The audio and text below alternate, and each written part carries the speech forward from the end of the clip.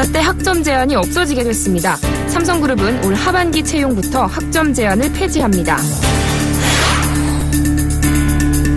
올가을 민간 택지보다 분양가가 싼 수도권 공공택지 지구에서 7만여 가구가 분양됩니다. 자동차 업계가 정부의 개별 소비세 인하에 발맞춰 이달 대대적인 할인 판매에 나섭니다. 세계 주요국의 물가가 제로 수준에 머무는 등 글로벌 디플레이션 우려가 커지고 있습니다.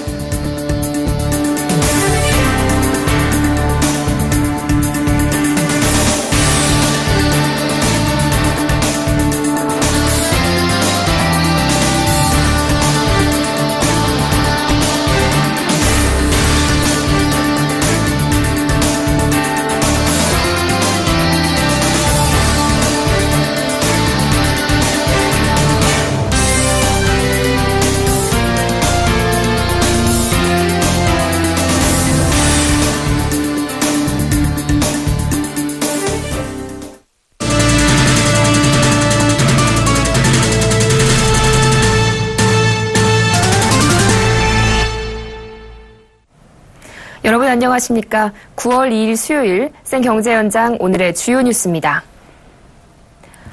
삼성그룹이 학점 제한을 없애는 등 20년 만에 전면 개편한 채용 제도를 도입합니다. 정창신 기자가 전합니다. 삼성그룹이 올해 하반기 채용부터 학점 제한을 완전히 없애기로 했습니다. 기존에는 일정 수준 이상의 학부 성적과 어학 성적만 갖추면 서류 전형 없이 누구든 입사 시험에 응시할 수 있었습니다. 그러나 올 하반기부터는 직무 적합성 평가를 통과해야만 응시 기회가 주어집니다. 대신 학점 제한은 폐지합니다. 직무 적합성 평가는 지원서에 서술한 활동 경험과 에세이 등을 통해 해당 직무 역량을 쌓기 위해 노력한 점 등을 평가합니다. 직무와 무관한 스펙은 일절 반영하지 않기로 했습니다. 올해 하반기 공채부터 더 많은 분들이 지원할 수 있도록 학점 제한을 적용하지 않기로 했습니다. 삼성그룹은 7일부터 14일까지 하반기 대졸 신입사원 지원서를 받습니다. 이번 하반기 채용부터 새로 도입된 직무 적합성 평가는 9월 중 이뤄지고 명칭도 SSAT에서 GSAT로 바뀝니다. 삼성 직무 적성 검사는 10월 18일 서울과 부산을 비롯해 뉴욕, 로스앤젤레스 등에서 치러집니다. 삼성은 11월 중 면접을 실시하고 12월 채용 건강검진을 거쳐 최종 합격자를 선발할 계획입니다. 삼성은 기존 실무 면접과 임원 면접 중간에 창의성 면접을 새로 도입합니다. 지원자와 면접위원회 토론 방식으로 진행되며 지원자의 독창적인 아이디어와 논리 전개 능력을 평가합니다. 삼성은 또 동일 회사 지원 횟수 3회 제한도 없앴습니다. 접수 기간이 동일한 경우에는 한 개 계열사에만 지원이 가능합니다. 채용 절차는 늘어났습니다.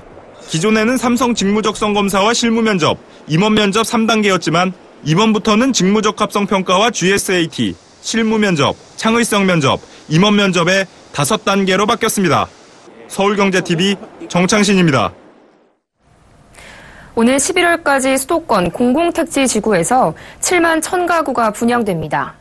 공공택지 분양은 분양가 상한제를 적용받아 분양가가 민간 택지에 비해 저렴합니다. 오늘 닥터아파트에 따르면 9월에서 11월 서울, 인천, 경기 등 수도권에서 분양 예정인 공공택지 아파트는 84곳, 7만 1,038가구에 달합니다. 이는 전년 동기 대비 2.8배 늘어난 물량입니다. 서울에선 마곡지구에서 유일하게 공공택지 분양이 예정돼 있습니다. SH공사가 8월 말 입주자 모집 공고를 한 마곡지구에서 공공분양 물량 520가구가 오는 21일 분양됩니다. 신분당선 연장선, GTX, KTX 개통 등 철도망 호재가 풍부한 하남, 수원, 용인 등 경기 남부권 공공택지에서는 올 가을 39,706가구가 분양됩니다. 특히 동탄 2신도시는 11곳에서 총 9,338가구가 쏟아질 예정입니다. 고양, 김포, 파주 등 경기 서북부권에서는 15,087가구가, 안산, 시흥 등 경기 서남부권 공공택지 7곳에서는 5,370가구가 분양됩니다. 정부가 독거노인, 대학생 등 주거 취약계층을 위해 임대주택 공급을 확대합니다. 국토교통부와 기획재정부 등은 오늘 서민, 중산층 주거안정 강화 방안을 발표했습니다. 이 방안에 따르면 독거노인, 대학생 등 주거 취약계층에게 임대주택을 우선 공급합니다. 소득에 비해 주거비 부담이 큰 저소득 1인 가구에 대한 주거 지원을 확대하는 것입니다. 이를 위해 정부는 내년도 매입 전세임대주택을 현재 4만 가구에서 4만 5천 가구로 늘리고 늘어난 추가 물량을 저소득 독거노인과 대학생들에게 우선 공급한다는 방침입니다. 아울러 정부는 도심지 주거 공급을 확대하기 위해 재건축, 재개발 사업을 활성화합니다. 재건축 사업의 경우 조합 설립 시동별 소유자의 3분의 2 이상 동의를 받아야 하는 요건 등을 동별 소유자의 2분의 1 동의로 완화했습니다. 현재 준주거 상업지역에서 추진 중인 재개발, 재건축 사업장에서는 앞으로 오피스텔 건립이 가능해집니다. 다만 주거지역에서는 현행처럼 오피스텔이 허용되지 않습니다. 도심 내 주거 공급을 확대하고 전세난 완화를 위해 기업형 임대주택, 뉴스테이 공급도 확대됩니다. 정부는 올해 14,000가구의 리츠형 뉴스테이 사업의 영업인가를 완료하고 이 가운데 6,000가구에 대해 입주자를 모집합니다. 이를 위해 올해 말 서울 영등포, 롯데푸드 공장 부지를 포함한 5개 부지를 공급 촉진지구 예정지로 지정하고 내년 상반기 중 지구 지정을 마칠 계획입니다. 정부의 개별 소비세 인하 이후 국내 자동차 업체들이 추가 할인을 내놔 이달 자동차 업계의 판매 경쟁이 달아오를 전망입니다. 업체별 할인을 포함한 혜택은 어떤 것들이 있는지 정훈규 기자가 모아봤습니다. 자동차 업계가 정부의 개별 소비세 인하에 부응해 이번 달 대대적인 할인 판매에 나섰습니다. 현대기아차는 이번 달 신형 아반떼와 스포티지 등 신차 출시를 앞두고 경쟁사와 판촉전에서 기선을 잡겠다는 각오입니다. 현대차는 이번 달 구형 산타페를 구매하는 고객에게 150만 원을 할인해주거나 100만 원 할인에 2.9% 저금리를 제공하기로 했습니다. 맥스크루즈는 지난달보다 할인폭을 100만 원 늘려 150만 원 가격을 낮췄고 베라크루즈도 100만 원 할인됩니다. 소나타 LF는 구형 구매 시 100만 원 할인 또는 50만 원 할인에 2.9% 저금리를 지원합니다. 신형을 사면 40만 원을 깎아주거나 10만 원 할인에 2.9% 저금리를 적용해줍니다. 소나타와 그랜저 하이브리드 모델은 이번 달 50만 원 할인 가격에 판매됩니다. 또 수입차를 보유 중인 고객이 현대차를 구매할 경우 차종에 따라 최대 50만 원의 추가 할인을 제공합니다. 기아차는 기존 할인 프로모션에 최대 30만 원의 추석 귀향비를 더해 차값을 낮췄습니다. K7은 지난달보다 할인폭이 30만 원 늘어 이번 달 구매 시 80만 원 할인됩니다. 지난달까지 120만 원 할인되던 K3도 이번 달 130만 원으로 할인폭을 늘렸습니다. 또 현대기아차 공통으로 7년이 초과된 차량을 보유하고 있을 경우 30만 원의 교체 비용을 특별 지원키로 했습니다. 한국GM도 개소세 인하와 별도로 차종별로 최대 280만 원을 할인해주는 파격적인 혜택을 들고 나왔습니다. 유로5 디젤 모델에 한해 이번 달 캡티바는 280만 원, 올란도 180만 원, 말리부 250만 원, 크루즈는 220만 원 할인됩니다. 개소세 인하와 유로5 할인, 재구매 프로그램 등을 이용하면 할인폭은 최대 400만 원이 넘습니다. 무이자 할부도 확대했습니다. 한국GM은 상반기부터 말리부, 크루즈, 올란도 등 5개 차종의 무이자 혜택을 적용해왔는데 아베오를 추가해 6개 차종으로 늘렸습니다. 특히 캡티바와 말리부, 크루즈 디젤 모델의 경우 선수금 없는 전액 무이자 할부를 최초로 시행합니다. 쌍용자동차도 이번 달 모델별로 20에서 70만 원의 할인 혜택과 함께 사고 시 신차 교환과 5년 10만 킬로로 보증을 연장해주는 어메이징 밸류어 패키지를 운영합니다. 서울경제TV 정훈규입니다. 커진 증시 변동성에 갈 곳 없는 시중 유동자금이 상장지수 펀드 ETF로 몰리고 있습니다. 금융투자업계에 따르면 ETF 시장 자금은 지난 8월 말 현재 20조 5,493억 원으로 2개월 전보다 1조 9,327억 원 늘었습니다. 같은 기간 지수형 ETF인 삼성자산운용의 코덱스 레버리지 ETF로 1조 815억 원이나 쏠렸고 미래에셋 자산운용의 타이거 200 ETF에도 2,808억 원이 몰렸습니다. 단기 채권형 ETF도 시중 자금을 빨아들였습니다. 올해 3월에 상장한 코덱스 단기 채권 플러스 ETF는 2개월간 1,760억 원이 늘어났고 아리랑 단기 유동성 ETF와 타이거 차이나 A 레버리지 ETF도 2개월 새 각각 1,673억 원, 1,320억 원 불었습니다. 코스피 전체에 투자하는 코덱스 코스피 ETF는 일주일 만에 260억 원이 늘어났고 배당 성장 ETF도 150억 원 증가했습니다. 이처럼 ETF 시장으로 시중 자금이 몰리는 것은 최근 코스피가 급등락으로 변동성이 커진 데다 하락 조정으로 저가 매수 매력이 두드러졌기 때문입니다.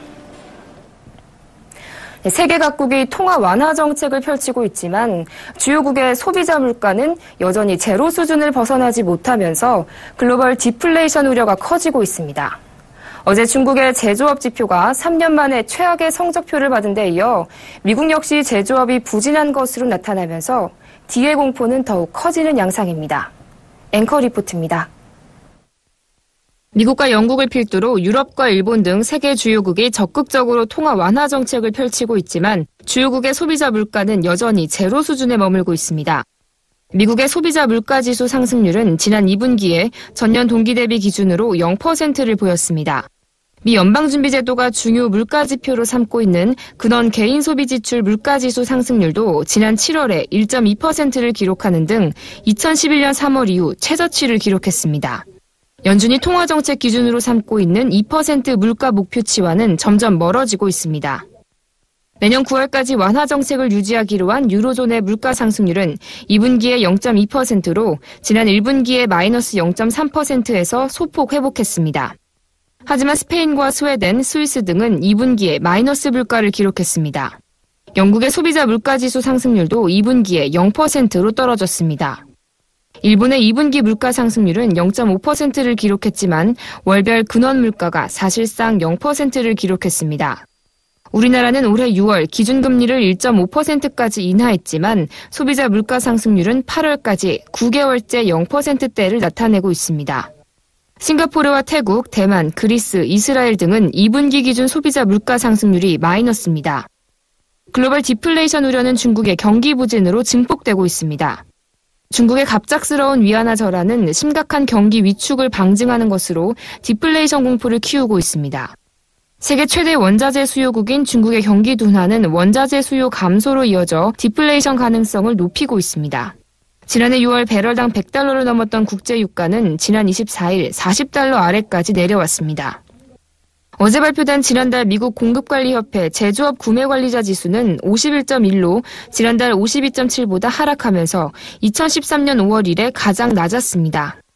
글로벌 경제를 지탱하는 두 축인 중국과 미국의 제조업 경기 부진으로 뒤의 공포는 확산 추세입니다. 서울경제TV 정한입니다.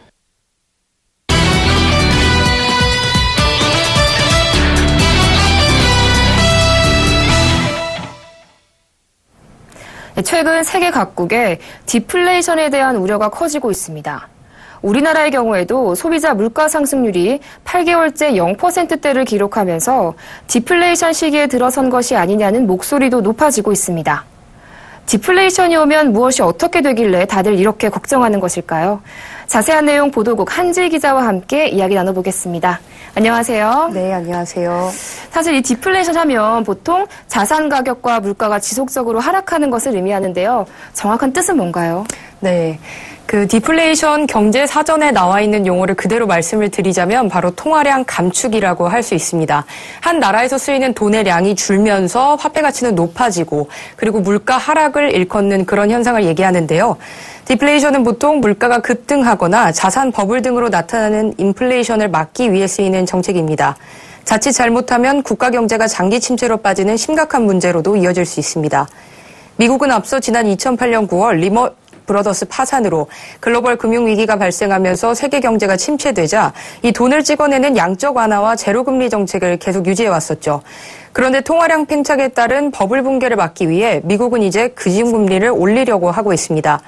미국의 금리 인상으로 신흥국 등의 경기 침체가 심화하고 외환위기를 겪게 되는 충격이 더해지면 이 가뜩이나 저성장과 저물가로 어려움을 겪고 있는 글로벌 경제가 뒤의 공포, 즉 디플레이션에 빠지게 될 것이란 걱정이 큰 상황입니다. 네, 이 디플레이션이 인플레이션보다 더 무섭다라는 말이 있는데요. 네. 그렇다면 디플레를 경험했던 일본은 어땠습니까? 네, 여러분들 기억하실지 모르겠지만 일본의 잃어버린 20년이라는 얘기가 있었죠. 일본은 지난 1980년대에 경기 화랑을 지속하기 위해서 이 통화 팽창 정책을 시행했었습니다. 통화량을 대폭 늘린 결과 주식과 주택 등 자산 시장에 잔뜩 거품이 끼었다가 터져버렸습니다. 주식은 폭락하고 부동산 가격은 반토막 이상 난 건데요. 또 가계부채 부담이나 급속한 고령화 현상이 나타났습니다. 물가 하락으로 서민들이 즐겨 먹는 소고기 덮밥, 규동의 가격은 600엔에서 200엔, 약 2,000원대까지 떨어졌습니다. 물가가 떨어지면 상품과 서비스 가격이 싸져서 좋은 거 아니니까 하는 의문이 들 수도 있는데요. 그런데 이렇게 물가가 싸지면 기업들이 힘들어지고 곧 망하게 되겠죠. 결국 내수가 가라앉고 기업의 매출이 줄면서 구조조정에 들어갔고 지난 2006년을 기점으로는 절반 이상의 인구가 비정규직 임시직으로 일하고 있는 상황입니다. 현재 일본 아베 총리는 아베노믹스 경제정책으로 공격적인 통화 확대 정책을 펼치면서 디플레이션에서 벗어나기 위해 많이 애쓰고 있습니다. 하지만 최근에 발표된 일본의 2분기 경제 성장률이 마이너스 0.4%를 기록했고요. 이 정부 투자만 조금 늘고 개인 소비나 민간 투자는 줄어든 상태입니다. 네, 최근 한국 경제도 20년 정도 시차를 두고 일본을 거의 그대로 닮아가고 있다는 얘기가 있다죠.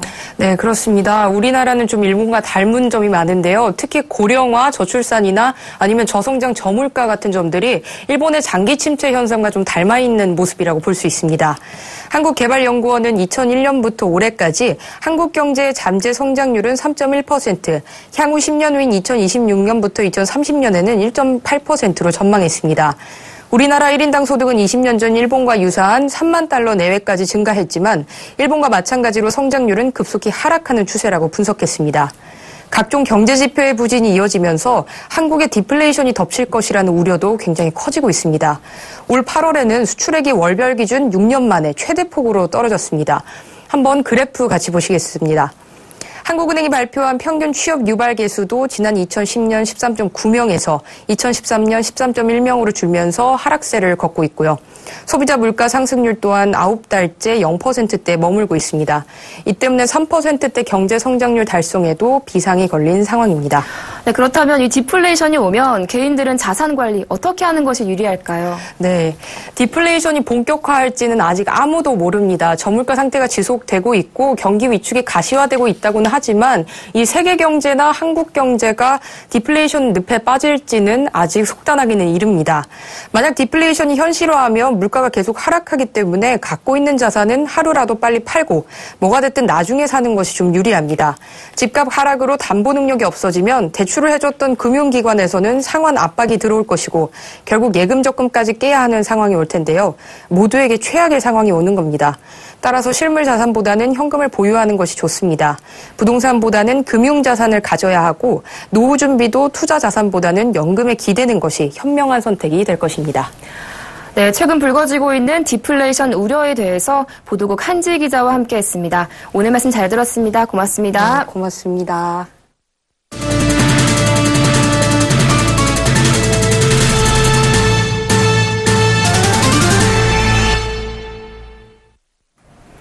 대내외 변수로 국내 주식시장이 휘청거리는 가운데 롯데그룹주가 그룹 지배구조 개편 기대감에 일제히 상승했습니다. 금융정보업체 FN가이드에 따르면 롯데그룹 상장 계열사 8곳의 주가는 신격호 총괄 회장의 해임 소식이 전해진 다음 날인 지난 7월 29일부터 지난 1일까지 6.94% 올랐습니다. 같은 기간 롯데 상장 계열사의 시가총액은 25조 2,887억 원에서 27조 437억 원으로 1조 7,750억 원 증가했습니다. 호텔롯데 상장 계획이 발표된 지난달 10일을 기준으로 지난 1일까지 코스피는 4.44% 하락한 반면 롯데그룹 계열사의 주가는 18.82% 상승했습니다. 그룹 지배구조 개편의 핵심으로 꼽히는 롯데제과는 10.93% 올라 2달여 만에 200만 원대를 회복했습니다. 롯데푸드는 장중 한때 120만 원까지 오르며 52주 신고가를 새로 썼고 롯데쇼핑, 롯데칠성, 롯데케미칼도 강세를 보였습니다. 대기업이 중고차 유통시장에 속속 뛰어들고 있습니다. 정부의 비대칭으로 소비자의 합리적인 선택을 방해했던 레몬마켓으로 불려온 중고차 시장에 대기업이 뛰어들면서 거래 시스템이 크게 달라지고 있습니다. 자세한 소식 김혜영 기자 전합니다. 직장인 강 씨, 자동차를 바꾸기 위해 전화 한 통으로 점심시간을 활용해 중고차 견적을 받아봅니다. 중고차 시장에 가서 딜러와 만나 협상하던 과거 방식에서 전화 한 통이면 평가사가 달려와 견적을 내주는 원스톱 시스템을 이용한 겁니다. 차량 견적을 한번 받아보고 싶었는데요. 인터넷으로 알아보니까 제가 있는 장소로 와서 직접 이제 무상으로 서비스가 있다고 해서 이용을 해보게 되었습니다. 시간에 구애받지 않고 점심시간을 활용해서 짧은 시간 이용해서 이제 차량 견적까지 바로 받아볼 수 있어서 정말 좋았던 것 같습니다. 오토벨은 일반인을 대상으로 해서 고객이 원하는 장소, 고객이 원하는 시간에 가서 무료로 방문 평가를 해드리는 서비스입니다. 계속 늘어나고 계시고요. 가격 부분에 대해서는 저희가 이제 단연간 축적되어 온 낙찰 데이터를 통해서 좋은 가격으로 해서 만족스러워하고 계십니다. 편리함을 찾는 고객이 늘어나면서 대기업들은 고객 편의를 우선하는 서비스를 확대하고 있습니다. 현대글로비스의 오토벨과 더불어 비교 견적 서비스를 통해 가격 경쟁력을 높인 SK엔카, 24시간 접수 가능한 롯데렌터카 등이 있습니다. 블루오션 중고차 시장을 선점하기 위한 치열한 경쟁은 수입차 업계에서도 나타나고 있습니다. 이곳은 한 수입 중고차 매장입니다. 겉으로 보기에는 새 차라고 해도 손색 없는 중고차들이 즐비하게 늘어서 있습니다. 무상 보증 수리 서비스, 픽업 앤 딜리버리 서비스, 차량 교환 프로그램 등 차별화된 고객 서비스를 제공하고 있습니다. 현재 4개의 공식 전시장을 운영하고 있습니다. 향후 올해 연말까지 8개의 전시장을 추가 오픈할 계획에 있습니다. BMW 코리아, 랜드로버 코리아도 전용 매장을 열고 중고차 시장에 진출한 상태입니다. 서울경제TV 김혜영입니다. 현대기아차가 글로벌 경기 악화에도 미국 시장에서 역대 8월 중 최다 판매를 달성했습니다. 지난달 현대기아차는 미국 시장에서 지난해 같은 달보다 5% 늘어난 13만 909대를 팔았습니다. 이는 현대기아차가 미국 시장에 진출한 이후 역대 8월 중 최대 실적입니다. 이에 따라 현대기아차의 미국 시장 점유율은 8.3%로 지난해 8월보다 0.4%포인트 증가했습니다.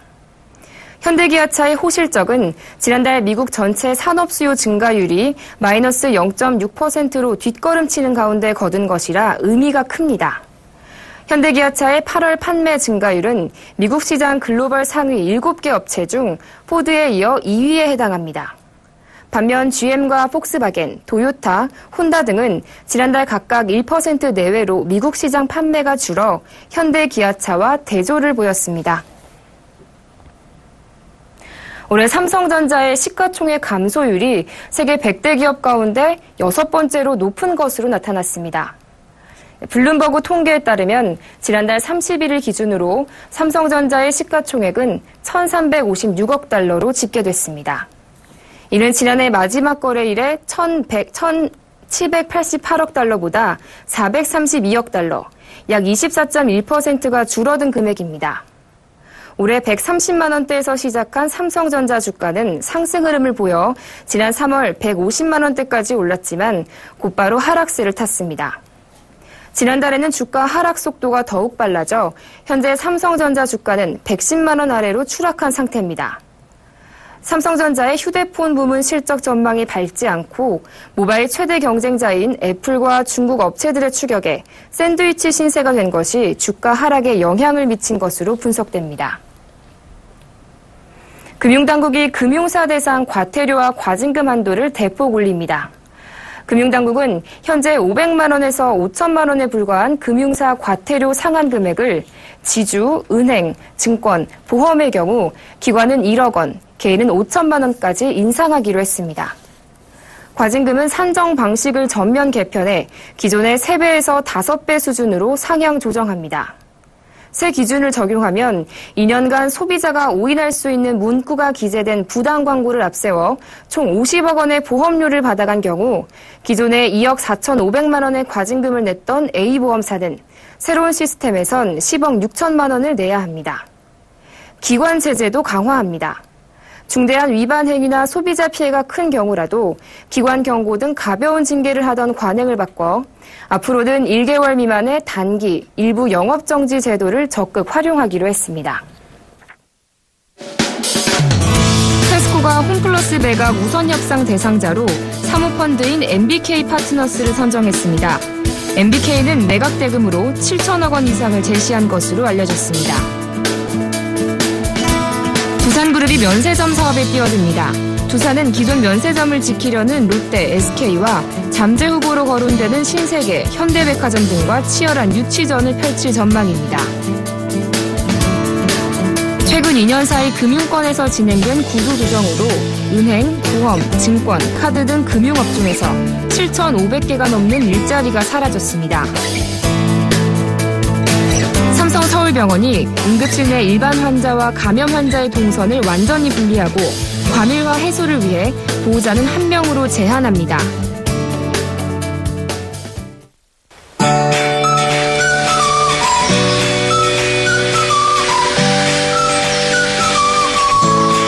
안녕하세요. K웨더 라이프스타일 예보 쳤습니다. 오전에는 구름 사이로 햇살만 비쳤는데요. 오후 들어서는 소나기가 내리기 시작했습니다. 현재는 경기 남부와 충북 일부 지방에만 소나기가 내리고 있는데요.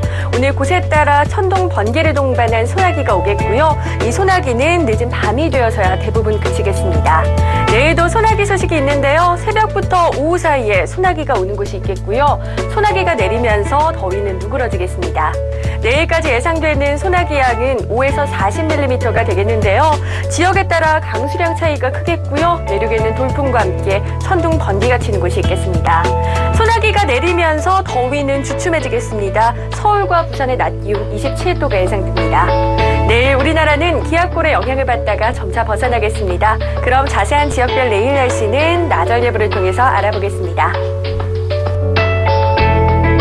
중부지방 새벽부터 오후 사이에 소나기가 내리겠습니다. 한낮에 서울 27도, 춘천 25도, 인천 26도까지밖에 오르지 못하겠습니다. 동해안도 덥지 않겠는데요. 속초 19에서 26도, 울진 19에서 25도 분포 예상됩니다. 남부지방도 새벽에서 오후 사이에 소나기가 오는 곳이 있겠고 한낮에 전주, 부산 27도까지밖에 오르지 못하겠습니다. 서해와 동해상에서도 소나기가 내리겠고요. 물결은 전해상에서 낮게 일겠습니다. 모레 목요일에도 중부 내륙에 소나기 예보가 들어있고요. 주말에는 전국에 비가 내릴 것으로 전망되고 있습니다. 날씨였습니다. 생경제 현장 여기서 마칩니다. 시청해주신 여러분 고맙습니다.